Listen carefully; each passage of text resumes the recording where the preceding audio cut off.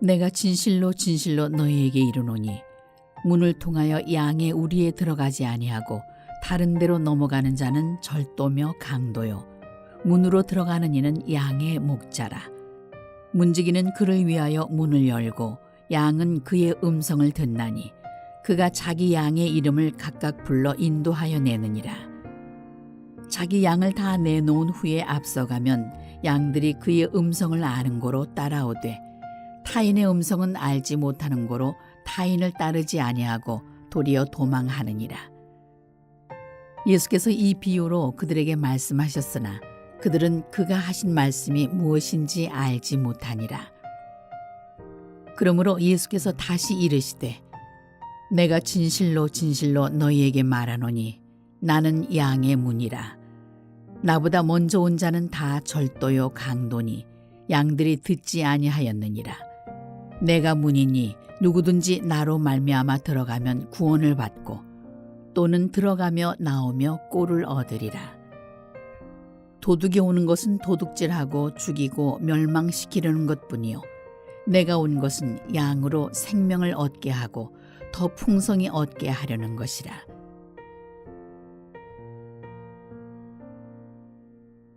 요한복음 10장을 저희가 이해하려면 두 가지 배경에 대한 이해가 필요한데, 첫 번째는 9장에서 이어진 복음의 사건입니다.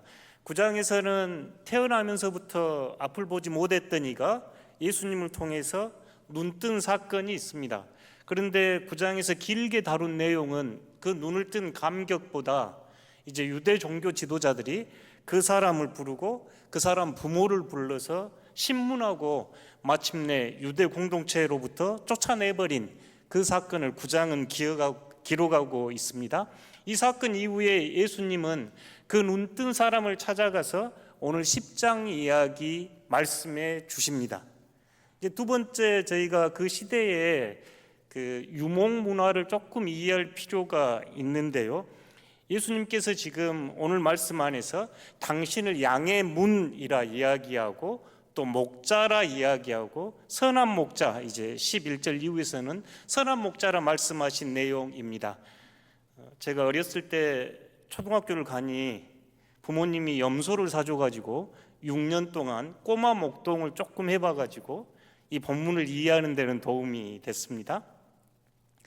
이 유대 사회에서 유목 사회에서 몽골도 갔더니 1년에 4번 정도 움직인다 그러대요.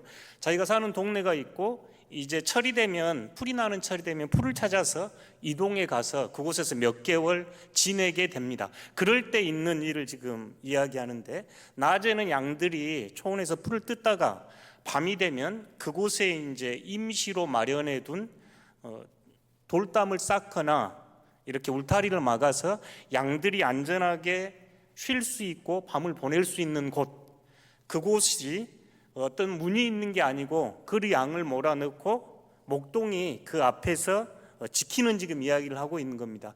근데 그 사회는 한두 사람이 이렇게 갔던 게 아니라 마을에서 여러 명이 함께 양을 치고 양을 돌보고 했기에 목동들이 여러 명입니다.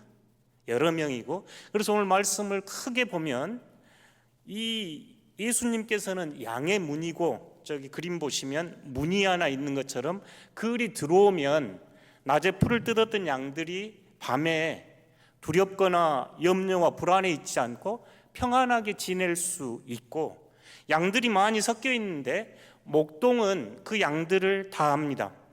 몽골에 방문했을 때 그 재밌어 보였던 모습이, 물이 귀하니까요, 물이 있으면 그곳 근처에서 그 풀을 뜯긴 목동들이 그곳에 와서 함께 양과 염소들이 물을 마십니다.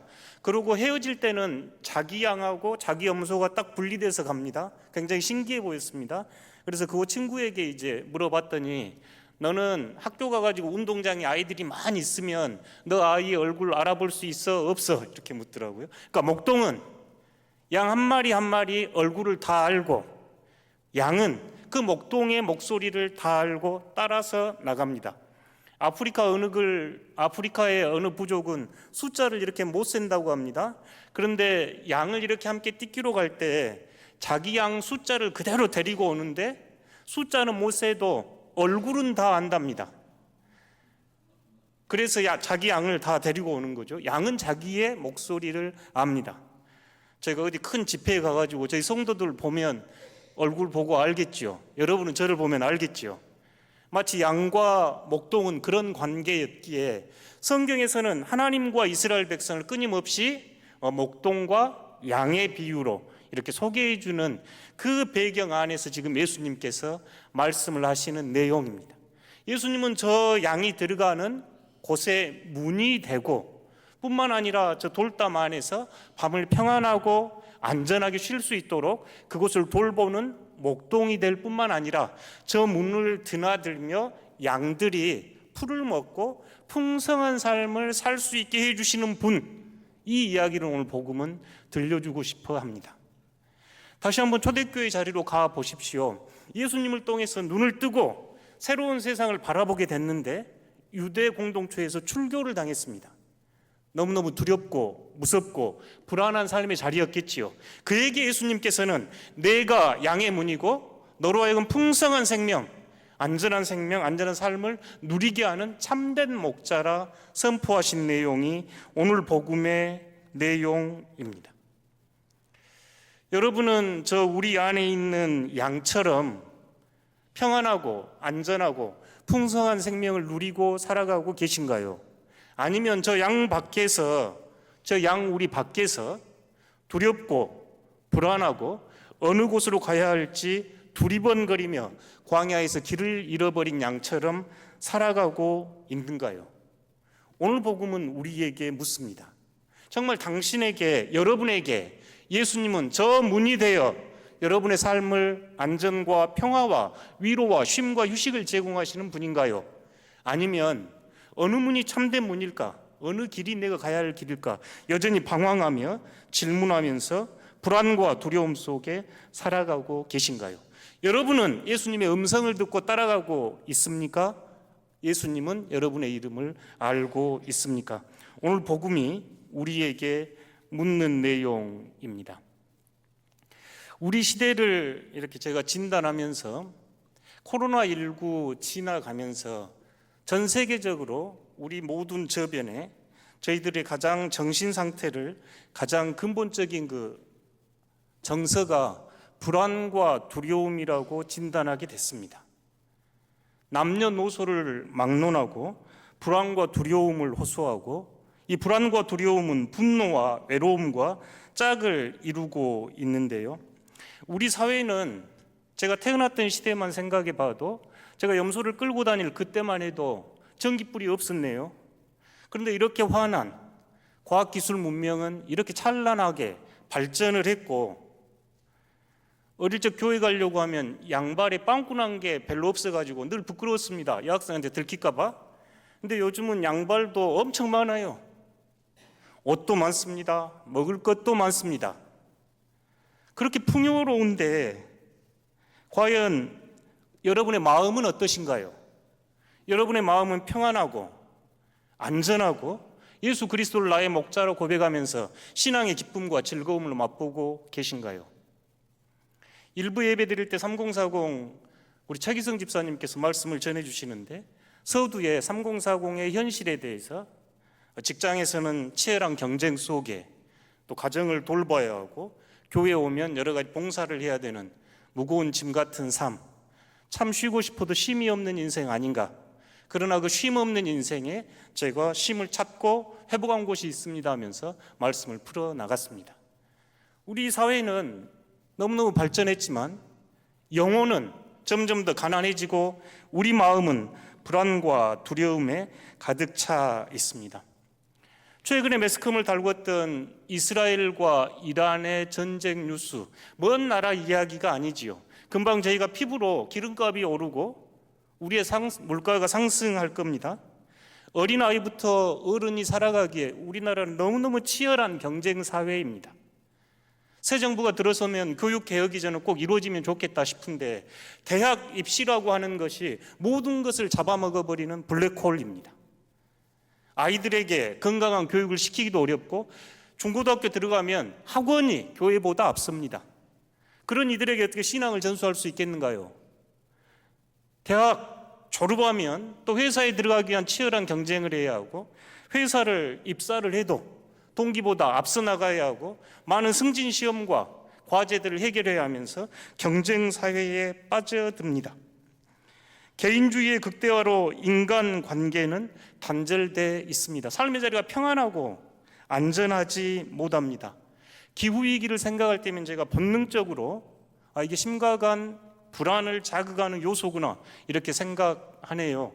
지난 겨울 한경지 목사님이 계셨던 남한산성에 갔더니 많은 소나무들이 쓰러져 있었고 솔방울이 매우 작게 열려 있는 걸 보았습니다. 나무 이야기하신 분들 말씀이 소나무가 공해가 심해지고 죽음이 가까워지면 솔방울이 작아지고 많이 열린답니다. 그 산이 꼭 그러대요. 솔방울은 너무너무 작아졌고 많은 나무들이 쓰러져 있는 것을 보았습니다. 소나무는 알고 있지요. 우리가 살아가는 세상이 얼마나 기후위기로 종말적인 상황이 가까웠는지. 또한 사회적 불안 요소도 늘 우리를 긴장하게 합니다. 지난 12월 3일 계엄 선포 이후에 많은 이들이 불안과 불면의 밤을 새워야 했습니다. 사회가 안전되지 못하고 갈등이 있을 때 늘 불안하지요. 무엇을 붙잡아야 할지, 어디로 가야 할지, 어디가 나의 피난처인지, 어디가 나의 산성이며 반석이 되는지 묻고 있습니다. 그래서 어떤 이들은 아예 이 나라를 떠나서 다른 나라로 이민을 가버리겠다. 어떤 이들은 침묵하거나 어떤 이들은 저항을 하기도 합니다. 그런데 이 불안과 두려움의 문제는 단순히 좀 불안하다, 두렵다 이런 감정의 문제가 아니라 만성적인 근심과 걱정이 신체와 정신에 심각한 문제를 일으키는 질환이 됩니다. 불안과 두려움은 우리로 하여금 늘 긴장된 삶을 살게 하고 신경 과민, 집중력 저하 등으로 인해 생활 전반을 심각하게 위협합니다. 유명인들이 공개적으로 자신들이 불안장애나 공황장애를 겪고 있는 이야기를 매스컴을 통해서 여러분 보게 될 겁니다. 유명한 방송인 정형돈 씨는 불안장애를 고백하면서 이 성공이 계속되지 않을까 불안해요. 제가 누리고 있는 이 성공을 계속 유지하지 못할까 불안합니다. 이유 없이 사람들이 무섭고 불안해요. 그래서 방송활동을 중단하고 치료를 받고 복귀하고 이런 일을 반복하고 있습니다. 이 사람뿐만이 아니라 많은 연예인 중에 차태현 씨, 이경규 씨, 김구라 씨, 유승수 씨, 가수 김장훈 씨, 또 아이돌 등이 많은 연예인들이 불안장애 또는 공황장애를 호소하고 있습니다. 도대체 왜 우리는 이렇게 불안하고 두렵고 염려와 근심 속에 살아가고 있는가요? 오늘 이 자리에 앉아 계신 여러분은 어떠신가요? 여러분의 마음은 평안하고 안전하신가요? 양의 문으로 들어가서 예수님의 돌봄 속에 내 영혼 평안해하고 이 자리에 앉아 계신가요? 아니면 여전히 불안에 많은 짐들을 어깨에 등에 메고 이 자리에 앉아 계신가요? 이 문제를 이해하는 데 저에게 도움이 된 분은 연세대학교 김주환 교수입니다. 이분은 언론 영상학부 교수로 커뮤니케이션, 소통이 전공인 교수이신데 우리 사회가 소통이 단절되고 이렇게 불안한 것은 자신이 내가 나 자신과 소통하지 못하고 이로 인해서 다른 사람과 소통하지 못하고 전체 사회가 그런다고 분석하면서 뇌과학을 중심으로 이 불안에 대하여 설명을 쉽게 했습니다. 이분의 설명에 따르면 우리 뇌에는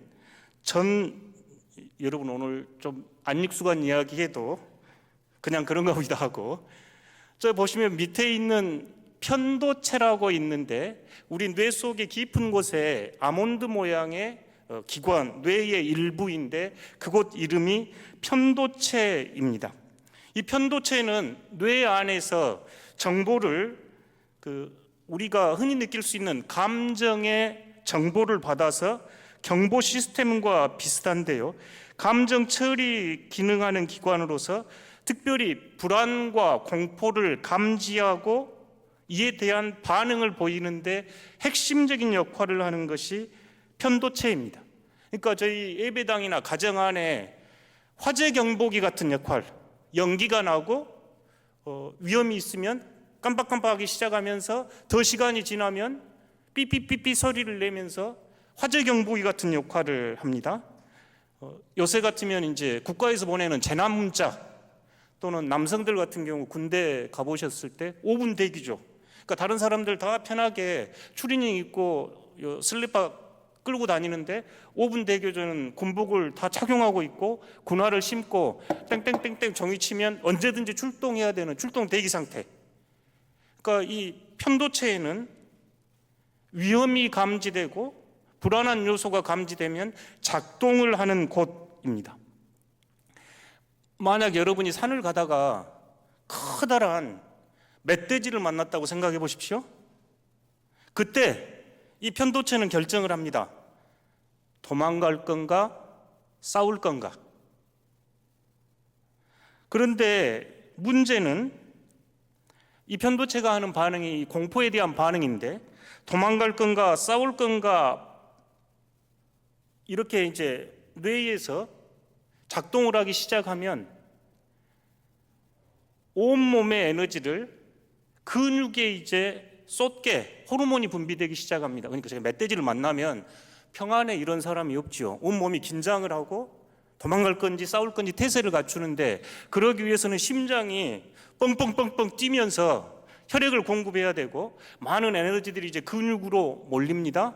그러니까 우리 몸에 쓸 수 있는 많은 에너지들을 근육으로 몰면서 손에 땀이 나고 몸에 땀이 나고 얼굴이 빨개지고 콧구멍이 벌렁벌렁해지면서 더 많은 산소를 받아들이고 그런 자세를 취하게 되는 거죠. 이때 편도체가 지금 그 역할을 하는 겁니다. 그런데 거기에서만 끝나지 않고 우리 몸이 전체가 써야 하는 에너지들이 있는데 소화 기능이 써야 하는 에너지 또는 우리 몸에는 보통 사람들에게도 계속 암세포가 생성이 되고 또 그것을 파괴하는 면역 체계가 있습니다. 그래서 우리가 건강한 삶을 살아가거든요. 면역 시스템, 또 소화 시스템, 그리고 전두엽에서 하는 합리적인 사고와 이성적인 판단을 하는데 에너지를 뇌가 많이 쓰는데 그쪽으로 보내는 에너지를 근육으로 다 보내고 에너지가 차단됩니다. 그러니 온몸에는 힘이 들어가 있고 이 전두피질에서 하는 합리적인 사고와 이성적 사고는 마비가 되고 붙을 건지 도망갈 건지 지금 이런 상태입니다. 그러니까 이 편도체가 위험 상황을 직감하고 어떻게 할 건지 지금 온몸으로 반응하고 있는 거죠. 근데 이 뇌라고 하는 것은 과거, 현재, 미래 분간을 못하네요.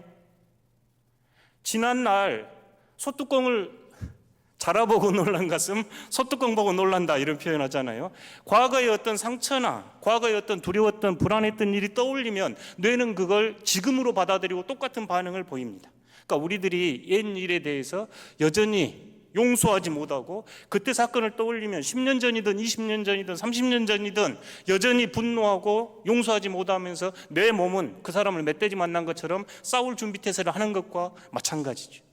미래 일을 생각하면서 불안하고 염려하고 그러면 온몸의 힘이 마치 멧돼지를 만난 것처럼 반응을 보이기 시작합니다. 뿐만 아니라 이게 편도체가 그런 기능을 하다 보니까 실제 위험이 없는데도 계속 불안 반응을 보이는 거죠. 그러니까 이 편도체는 우리의 생존에 매우 중요한 기능을 했고 역할을 담당해서 원시인들에게 매우 중요한 생존 전략이었습니다. 당장 근육을 써야 할 때 그 반응을 하게 하는 것이죠. 그런데 우리의 문제는 이제 멧돼지를 만나지 않는데도 24시간 이 편도체가 작동을 하고 우리는 불안과 두려움과 긴장 속에 살아갑니다. 우리들이 실제 직면한 많은 문제는 이제 이성을 사용하고 합리적으로 접근해서 풀어야 하는데 오히려 이성이 마비되고 감정적으로 반응하게 하는 것이지요. 흔히 수능 시험지를 받아들고 스트레스를 받는 학생들이 시험을 잘 보지 못하는 시험 불안증에 빠집니다. 그때 이 뇌에서는 이제 전두피질이 활성화돼 가지고 합리적으로 시험을 잘 치러야 되는데 오히려 편도체가 작동을 하면서 몸이 굳고 뇌가 활성화되지 않으면서 본인이 갖고 있는 실력으로 시험을 치지 못하는 경우가 있습니다. 비상벨과 같고 군대 같으면 5분 대기조 같은 이 편도체 기능이 실제 위험이 없는 우리 삶 속에서도 끊임없이 울려댑니다.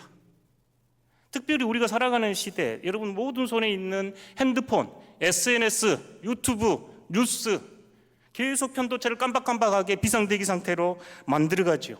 뿐만 아니라 여전히 해결되지 않는 과거의 문제, 자신의 용서하지 못하고 상처로 남아있는 그 쓰라림들은 그 일을 떠올릴 때마다 깜박깜박하게 만듭니다.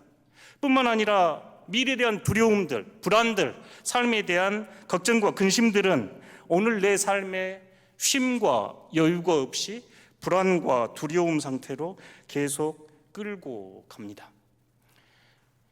그래서 이를 편도체 과활성화 그러네요. 저는 우리 사회가 불안과 두려움이고 이를 과학적으로 설명해 보세요 그러면 편도체가 과활성화되어 있는 사회로 보여집니다.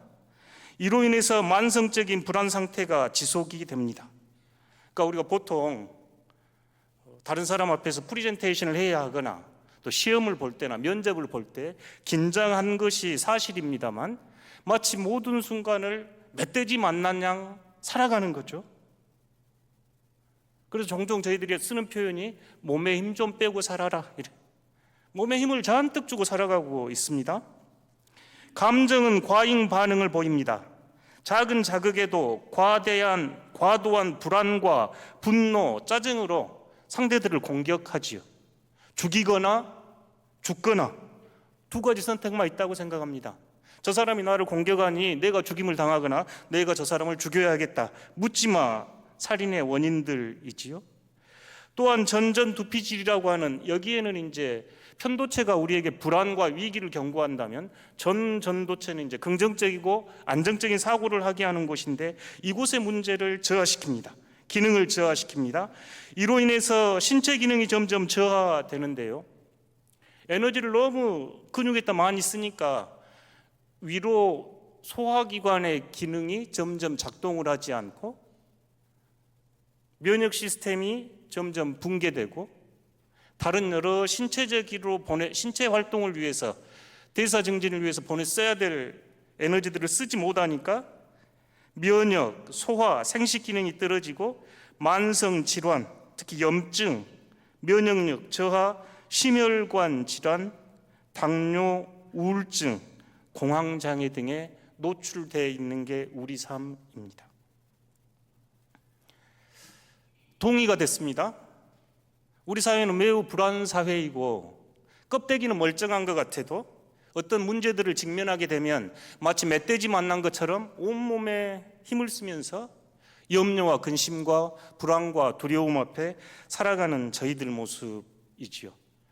실제로 이 문제에 대해서 심리학이나 뇌과학 쪽에서 그럼 대안이 뭔가요? 할 때 종종 제안하는 방식이 명상과 기도입니다. 그러니까 공부를 할 때 공부를 제가 이제 거의 끝마쳐 갈 무렵에 가장 각광받는 분야가 떠오르고 있었는데 그게 이제 뇌과학하고 인지심리학 분야였네요.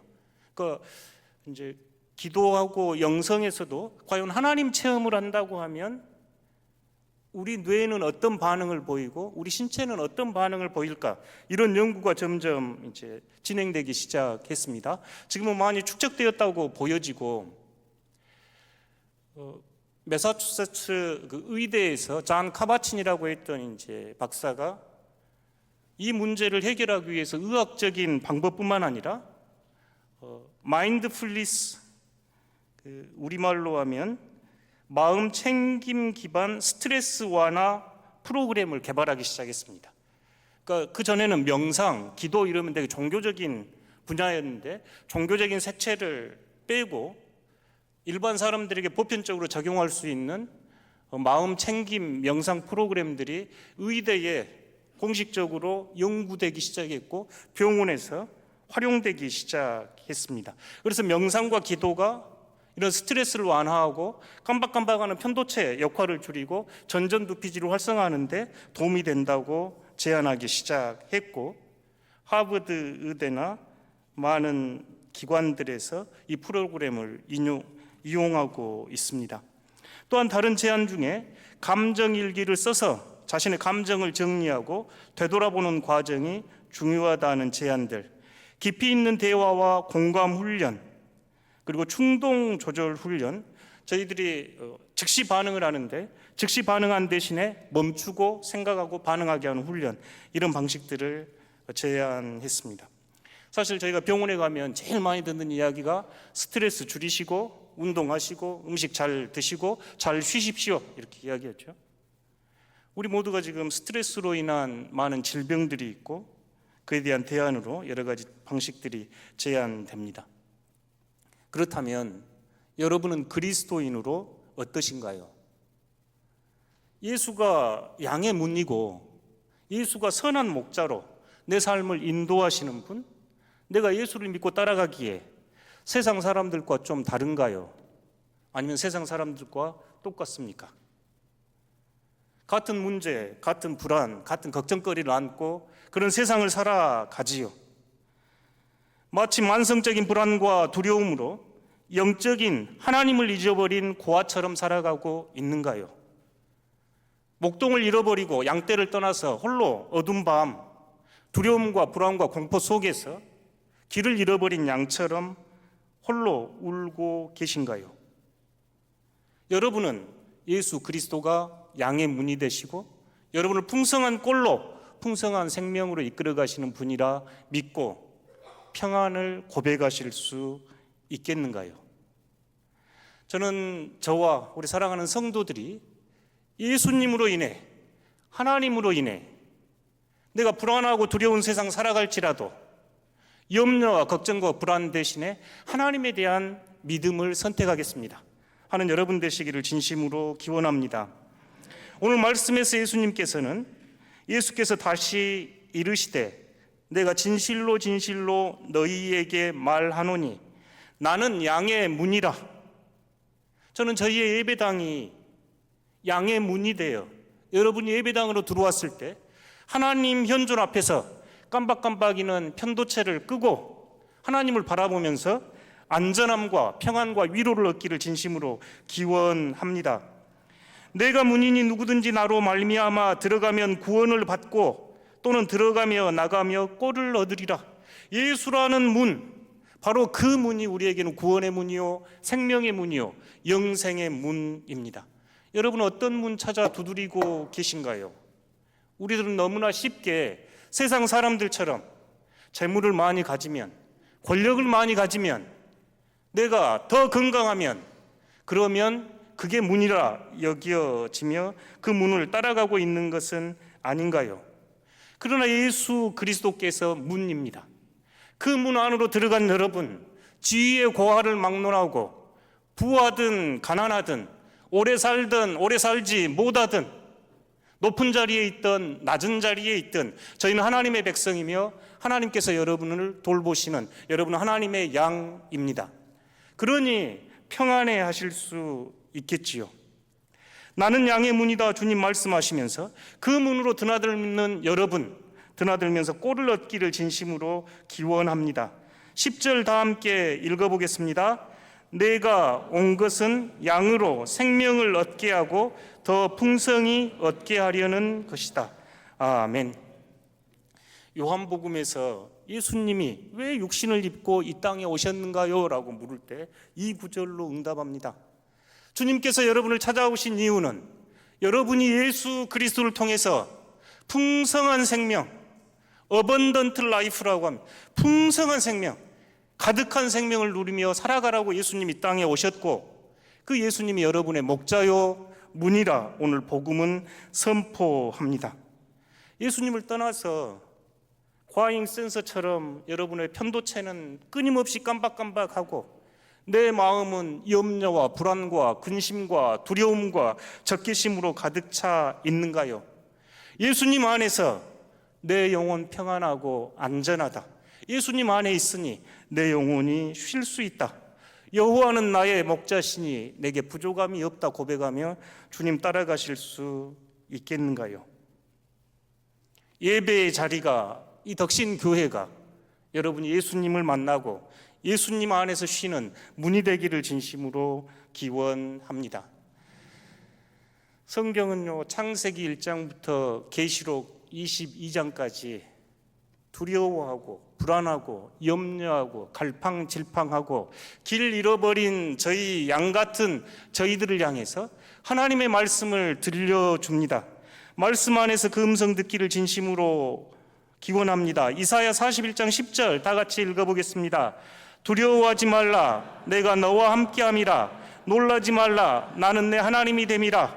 내가 너를 굳세게 하리라. 참으로 너를 도와주리라. 참으로 나의 의로운 오른손으로 너를 붙들리라. 아멘. 불안하고 두려울 때마다 하나님의 말씀 앞에 머무는 여러분 되시기 바랍니다. 염려와 근심과 걱정이 폭풍우처럼 몰아칠 때 두려워하지 말라, 염려하지 말라, 어디로 가든지 내가 너와 함께 하겠다, 내 의로운 오른손으로 너를 붙들겠다 하시는 그 하나님이 계시기에 폭풍우 치는 밤 같은 그 시간을 발쭉 뻗고 잘 수 있는 것 아니겠습니까? 사랑하는 성도 여러분, 바울이 감옥 안에서 권면합니다. 함께 읽어보겠습니다. 아무것도 염려하지 말고 다만 모든 일에 기도와 간구로 너희 구할 것을 감사함으로 하나님께 아뢰라. 그리하면 모든 지각에 뛰어난 하나님의 평강이 그리스도 예수 안에서 너희 마음과 생각을 지키시리라. 아멘. 감옥 안에 있던 바울이 오히려 기쁨에 차서 빌립보 성도들에게 권면합니다. 염려하지 말고 기도와 간구로 미리 감사하십시오. 여러분의 모든 생각과 모든 계획을 뛰어넘는 하나님의 평강이 그리스도 예수 안에서 여러분의 마음과 여러분의 생각을 지켜주십니다. 아멘. 사랑하는 성도 여러분, 양 우리 밖에서 헤매고 계신가요? 양의 문 예수님 안으로 들어오십시오. 예수님 안에 들어와 있는데 여전히 불안하고 두려우신가요? 그러면 참 목자 되신 예수님을 신뢰하십시오. 말씀 안에서, 기도 안에서, 예배 안에서 하나님으로 인하여 참된 평강을 맛보는 여러분 되시기를 진심으로 기원합니다.